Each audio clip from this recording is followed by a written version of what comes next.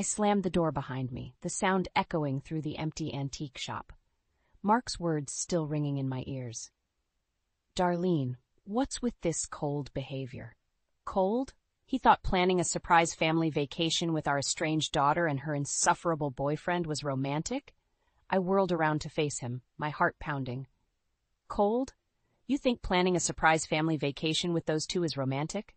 I spat out, my voice dripping with sarcasm. Mark's expression faltered, and he averted his gaze. We'd been struggling for years, our marriage a mere shell of what it once was. This shop, filled with dusty relics of the past, was a fitting metaphor for our crumbling relationship. I thought it would be a chance for us to reconnect, he mumbled, fiddling with an antique vase. You know, make some new memories together. I scoffed, shaking my head. With Holly and that Nick kid? Are you kidding me, Mark? When was the last time we had a real conversation without her butting in or him causing a scene? Mark sighed, running a hand through his graying hair. She's our daughter, Darlene, and Nick, well, he's part of her life now. Our daughter. The words felt hollow, a painful reminder of the secrets that lingered between us, secrets I'd buried deep within, hoping they'd never see the light of day. Fine, I relented, my shoulders slumping in resignation. But don't expect me to play happy family if they act up again. Mark nodded, a glimmer of hope in his eyes. Little did he know, this trip would unravel everything we'd built, for better or worse. The airport buzzed with activity, but a heavy silence hung over our little group. Mark kept stealing glances at me, his brow furrowed with concern. I avoided his gaze, my arms folded tightly across my chest. Surprised to see us, Mom? Thanks for inviting us, Dad. Holly's voice cut through the tension like a knife. I turned to face her, my jaw clenched. Nick stood beside her, an arrogant smirk plastered on his face. Mark, you said it would be just us, I hissed, shooting him an accusatory glare. He opened his mouth to respond, but Holly beat him to it. What's the big deal? We're family, aren't we? She batted her eyelashes innocently, but I knew better than to fall for her act. Nick snaked an arm around her waist, pulling her closer. Yeah, loosen up a little, Darlene. This is supposed to be a vacation, right? I bristled at his condescending tone, but before I could retort, Mark stepped in. Let's not get ahead of ourselves, okay? We're all here to have a good time as a family. His voice wavered slightly, and I knew he was trying to keep the peace. As we boarded the plane, I couldn't shake the feeling that this trip was a mistake. Holly and Nick's mere presence had already cast a dark cloud over what was supposed to be a romantic getaway. The flight passed in tense silence, punctuated by Holly's occasional snide remarks and Nick's inappropriate jokes. By the time we landed in New Orleans, I was ready to turn right back around. Isn't this exciting? Mark exclaimed, trying to inject some enthusiasm into the group. A whole week in one of the most vibrant cities in the world. Holly rolled her eyes, her perfectly manicured nails tapping away on her phone screen. Yeah, sure, Dad, whatever you say. Nick, ever the instigator, leaned in closer to me. Don't worry, Darlene, I'll make sure we have a good time. He winked, and I recoiled in disgust. As we made our way to the hotel, I couldn't help but feel like an outsider in my own family. Mark seemed oblivious to the growing tension, his desperation to keep us all together blinding him to the reality of the situation. I caught a glimpse of my reflection in the hotel lobby mirror, a weary, defeated woman trapped in a life she never wanted. In that moment, I knew something had to give. This trip would either be the beginning of a new chapter or the final nail in the coffin of our crumbling family. The vibrant streets of New Orleans buzzed with life, but I felt utterly isolated. Mark, Holly, and Nick had formed their own little clique, leaving me on the outside looking in. This place is amazing, Holly gushed, her arm looped through Nick's as they strolled ahead of us. Aren't you glad we came, Dad? Mark beamed, nodding enthusiastically. It's everything I hoped for and more. I trailed behind, my heart sinking with every step. This was supposed to be a chance for Mark and me to reconnect, but instead, I was an afterthought, a mere spectator in my own family. As we wandered through the bustling French Quarter, Holly couldn't resist taking jabs at me. So, Mom, how's that dusty old antique shop of yours doing? She smirked, her words dripping with condescension. Nick chuckled, his arm tightening around her waist. Yeah, Darlene, why work in a place like that when you could be, I don't know, doing something fun? Mark shot me an apologetic glance, but I barely registered it. The resentment I'd been harboring for years was bubbling to the surface, threatening to boil over. "At least I have a real job," I snapped, my voice laced with venom, "instead of mooching off your parents like some kind of bum." Holly's eyes widened, and Nick's face contorted with rage. "Watch your mouth, old lady," he snarled, taking a step towards me. Mark quickly intervened, placing a hand on Nick's chest. "Let's all just take a deep breath, okay? We're here to have a good time, remember?" But the damage was done. The fragile peace we'd been clinging to had shattered, and the cracks in our family dynamic were laid bare for all to see. That night, as Mark and Holly chatted animatedly over dinner, I sat in silence, picking at my food. Nick kept shooting me venomous glares, his presence a constant reminder of the toxicity that had seeped into our lives. "Darlene, are you all right?" Mark's voice cut through my thoughts, his brow furrowed with concern. I forced a smile, nodding weakly. "I'm fine, just tired." But I wasn't fine, not even close. As I lay awake that night, staring at the ceiling, I couldn't shake the feeling that our family was teetering on the brink of collapse. And for the first time in years, I found myself questioning my own role in its demise. The restaurant was bustling, filled with the sounds of clinking glasses and lively chatter. Our little group, however, was cloaked in an uncomfortable silence. Mark kept shooting me reassuring glances, but I couldn't bring myself to meet his gaze. "This place is amazing," Holly exclaimed, breaking the tension. "Don't you think, Nick?" Nick grunted in response, his eyes scanning the menu. Suddenly, he reached into his pocket and pulled out a joint, lighting it up without a second thought. The pungent smell of marijuana wafted through the air, and I felt my blood boil. "Are you out of your mind?" "Put that out," I hissed, my eyes darting around the crowded restaurant. Nick simply shrugged, taking a long drag. "Relax, it's legal now. Why are you always such a buzzkill?" Holly giggled, leaning in closer to him. "Yeah, Mom, lighten up for once." I turned to Mark, my eyes pleading for him to intervene, but he just sat there, shifting uncomfortably in his seat. "Come on, guys," he mumbled, his voice barely audible. "Let's not make a scene." But it was too late. Nick had already drawn the attention of the other patrons, some of whom were shooting us dirty looks. "Excuse me, sir, but we don't allow that kind of behavior in our establishment," a waiter said, approaching our table with a stern expression. Nick scoffed, taking another defiant puff. "Mind your own business, pal." I could feel my blood pressure rising, my hands balling into fists beneath the table. This was supposed to be a chance for us to reconnect as a family, but instead, it had devolved into a humiliating spectacle. "That's it, I'm leaving," I announced, pushing my chair back with a screech. Mark's eyes widened, and he reached out to grab my arm. "Darlene, wait." But I was already storming out of the restaurant, my cheeks burning with shame and anger. As I stepped out into the cool night air, I could hear Holly's mocking laughter echoing behind me. I walked aimlessly through the streets, my mind racing. How had it all gone so wrong? I thought back to the early days of our marriage, when Mark and I were still madly in love, our future shining bright with promise. Now it felt like we were living in the twisted shadow of that dream, but trapped in a nightmare of our own making. The neon lights of Bourbon Street blurred together as I wandered aimlessly, my mind a whirlwind of thoughts and emotions. The raucous laughter and music that filled the air seemed to mock my inner turmoil. I couldn't go back to the hotel, not after the humiliating scene at the restaurant. Holly and Nick's behavior had been the final straw, but the truth was, our family had been crumbling for years, and I was partly to blame. Tears stung my eyes as I recalled the early days of our marriage, when Mark and I were so hopelessly in love.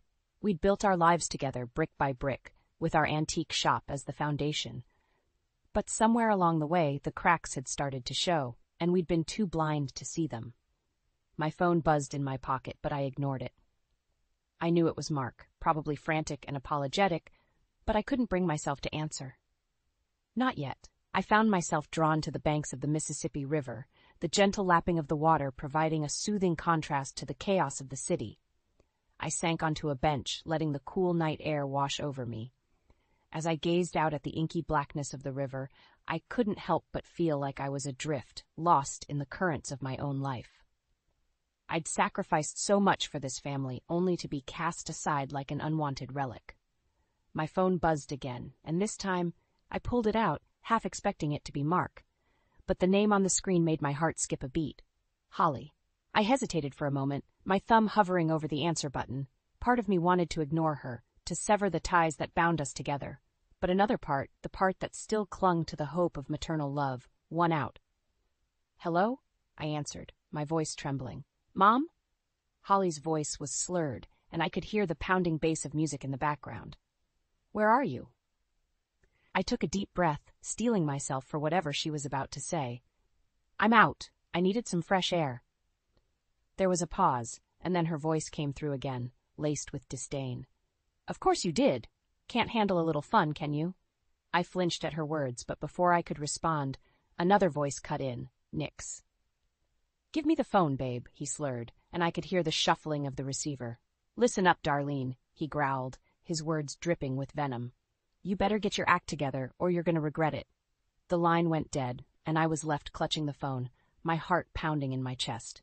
In that moment, I realized that the family I thought I had was nothing but a mirage, a twisted illusion I'd been clinging to for far too long.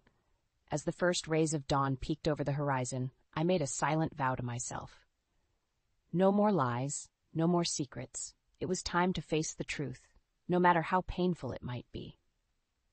The incessant buzzing of my phone jolted me awake. I squinted against the harsh morning light, disoriented by my unfamiliar surroundings. As the events of the previous night came flooding back, a knot formed in the pit of my stomach. Grabbing my phone, I was bombarded with a flurry of missed calls and text messages. My heart raced as I scanned the names. Mark, Holly, even Nick. "Darlene, where are you?" Mark's frantic voice crackled through the speaker as I dialed his number. "Holly's in the hospital. We need you here." My blood ran cold. Hospital? What had happened? Before I could respond, another call came through, this time from Holly herself. "You're enjoying your day, huh?" she spat, her voice laced with venom. "All this while I'm in pain because we were attacked last night." Attacked? A wave of guilt washed over me. I should have been there, should have protected her from whatever danger they'd found themselves in. "I'm on my way," I managed to choke out, already gathering my things and hailing a cab. The ride to the hospital was a blur, my mind racing with a million unanswered questions. What had happened? Was Holly okay? And where the hell was Nick in all of this? As I burst through the doors of the emergency room, Mark rushed towards me, his face ashen. "Thank God you're here," he breathed, pulling me into a tight embrace. I tensed at his touch, still raw from the events of the previous night. Gently extricating myself from his grasp, I steeled my resolve. "What happened? Where's Holly?" Mark's eyes clouded with a mixture of anger and shame. "Nick got into a fight at a bar last night. Holly tried to break it up and got caught in the crossfire." My heart sank. Of course, Nick was at the center of this chaos. That arrogant, reckless boy had put my daughter in harm's way. And for what? Some petty macho display? "I want to see her," I demanded, brushing past Mark and heading towards the room number he'd provided. Holly was sitting upright in the hospital bed, her face bruised and swollen. But even in her battered state, her glare was as icy as ever. "Well, look who decided to show up," she sneered, her words dripping with contempt. I opened my mouth to respond, but the words caught in my throat. In that moment, something inside me snapped, a dam of long-buried secrets and resentments finally giving way. "Holly," I began, my voice trembling, "there's something you need to know. Something I should have told you a long time ago." She cocked an eyebrow, her expression a mix of curiosity and disdain. "You're not Mark's biological daughter." The words hung in the air like a lead weight, and for a moment the room was deathly silent. Then chaos erupted. The words hung in the air like a thick fog, suffocating us all. Holly's eyes widened in shock, her mouth agape. Mark stood frozen, his face drained of color. "What did you just say?" Holly's voice was barely above a whisper, laced with a mixture of disbelief and rage. I took a deep breath, steadying myself for the storm that was about to be unleashed. "You heard me. Mark isn't your biological father." Nick, who had been lurking in the corner of the room, let out a low whistle. "Damn, Darlene, didn't think you had it in you." Mark finally found his voice, his eyes pleading with me. "Darlene, please, not like this." But it was too late. The truth was out, and there was no turning back. "How could you keep this from me?" Holly spat, her hands balling into fists. All these years and you let me believe a lie? I met her gaze, my own eyes burning with unshed tears. I did what I thought was best for our family. I loved you both, and I couldn't bear the thought of losing either of you. Loved us? Mark's voice cracked with emotion. Is that what you call lying to my face for over 2 decades? I flinched at the accusation, but deep down I knew he was right. My actions had been selfish, a misguided attempt to preserve the illusion of our perfect little family. Who is it then? Holly demanded, her voice rising with each word. Who's my real father? I took a deep, shuddering breath. It was a mistake, a moment of weakness. I was young and stupid, and I thought I could bury the truth. Nick let out a low chuckle, his eyes gleaming with perverse amusement. Well, this just keeps getting better and better. Shut up, Nick, Holly snapped, her attention never wavering from me. I want answers, Mom. I deserve that much. I nodded, steeling myself for the inevitable fallout. His name was James. We worked together at the shop, and one thing led to another. It was a stupid fling, but the consequences were real. Mark's face contorted with a mixture of pain and betrayal. All these years, and you never trusted me enough to tell me the truth? I was afraid, I whispered, my voice cracking. Afraid of losing everything we'd built together. Holly let out a bitter laugh, shaking her head in disbelief. Well, congratulations, Mom. You just did. With those words, she turned her back to me, effectively shutting me out. Nick followed suit, his cruel laughter echoing in my ears. Mark stood there, motionless, his eyes filled with a depth of hurt I'd never seen before. In that moment, I knew our marriage was well and truly over. As I turned and walked out of that hospital room, the weight of my secrets finally lifted. I felt a strange sense of liberation. The path ahead was uncertain, but at least now I could walk it without the burden of lies weighing me down. The weight of my suitcase felt lighter than it had in years as I dragged it across the threshold of my friend Sarah's apartment. The musty smell of my old life lingered, but I took a deep breath, ready to embrace the fresh start that awaited me. You sure about this, Dar? Sarah asked, her brow furrowed with concern as she ushered me inside. I nodded, setting my bag down with a thud. More sure than I've been about anything in a long time. The days following my explosive revelation had been a whirlwind. Mark had retreated into himself, drowning in a sea of hurt and betrayal. Holly, true to form, had lashed out with a vengeance, hurling every insult and accusation she could muster my way. And Nick? Well, he had simply reveled in the chaos, his cruel laughter echoing in my ears like a twisted soundtrack to the implosion of my life. But as I stood in Sarah's living room, surrounded by the familiar warmth of her home, I felt a weight lift from my shoulders. For too long I had been living in the shadows, hiding behind a carefully constructed facade. Now, the truth was out, and I was finally free. I can't thank you enough for letting me stay, I said, my voice thick with emotion. Sarah waved a dismissive hand. Don't be silly, Dar. You know you're always welcome here. Besides, it'll be just like old times before you ran off and got married. A wistful smile tugged at my lips as memories of our carefree youth flooded back. We'd been inseparable back then, 2 young women with the world at our feet.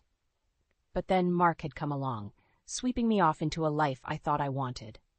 How naive I'd been. Over the next few weeks, I slowly began to rebuild my life from the ashes of my old one. I sold my share of the antique shop to Mark, finally severing that tie to our past. With the money, I started a new venture, an online curator of vintage wares, catering to a niche but passionate market. It was a far cry from the dusty confines of the shop, but it felt liberating, like I was finally stepping into the light after years of dwelling in the shadows. News trickled in about Mark and Holly's lives, carried on the hushed whispers of mutual friends and acquaintances. The shop was struggling without my guidance, and Mark seemed lost, a mere shell of his former self. As for Holly, well, it seemed the ugly truth about her parentage had been the final straw in her toxic relationship with Nick. They'd parted ways in a blaze of bitter recriminations, leaving her to pick up the pieces of her shattered life alone. A part of me ached for them, for the family we could have been if only I'd had the courage to be honest from the start.